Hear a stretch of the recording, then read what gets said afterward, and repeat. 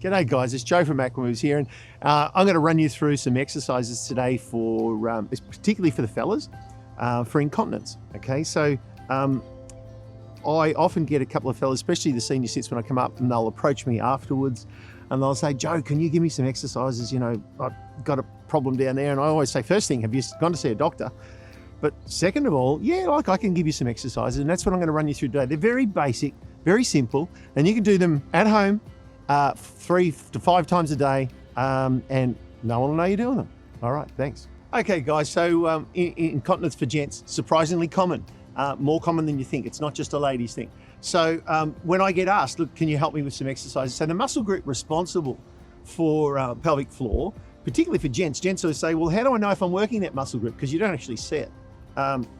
Generally, it's the muscle group that's responsible for holding in a bit of gas. So if you're in a public place and you think, oh, we better hold that in, then that particular muscle group is responsible for that. The other thing the other exercise that a lot of doctors will tell you to do is that when you go to the toilet, if you can stop midstream, that muscle group that's responsible for making you stop midstream is part of the muscle group that's going to work. So the first exercise you can do, and you can do this anytime, 3 to 5 times a day, and you can do it 10 times repeatedly for about 5 seconds at a time, is to draw that muscle group or the pelvic floor in nice and tight. So visually it's very difficult to see, but what I need you to do is to draw your belly button in, and probably you'll see it by the tilt of my hips, but I'll draw in on tight. 3, 2, 1, and then release. Okay, so I'm contracting the muscles in my pelvic floor, holding tight. Make sure you breathe through it. Don't try not to hold your breath, but hold and release.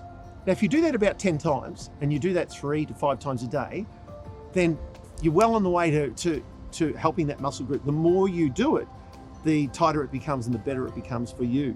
Okay, so try and find a time during the day that is common. Brushing your teeth, try it then. Going to the toilet, yeah, try it then. There's another couple of times.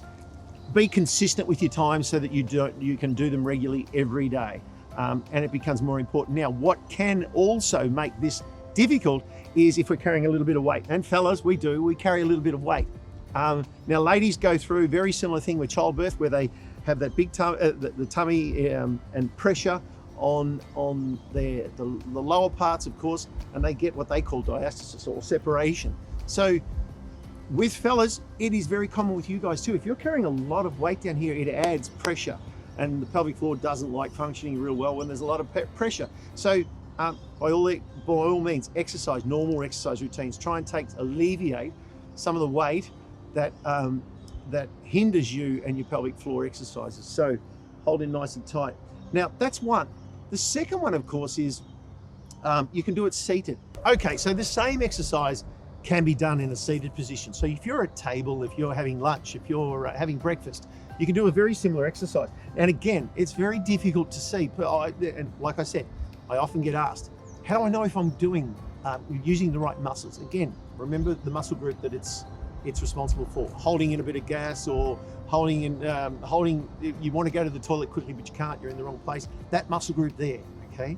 So in a chair, it's very similar.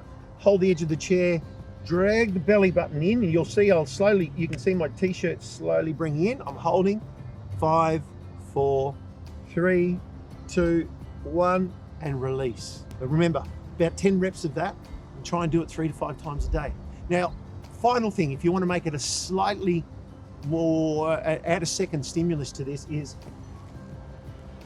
we can add a rubber band.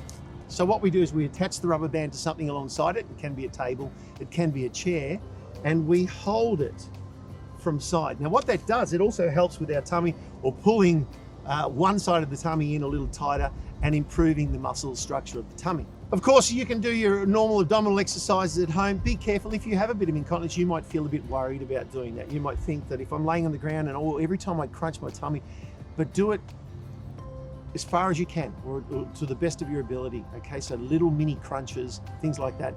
Done some videos, Moves videos, where we've done some abdominal work. Some of those exercises you can do. Be careful and good luck, and just ask. That's all you have to do. All right, bye.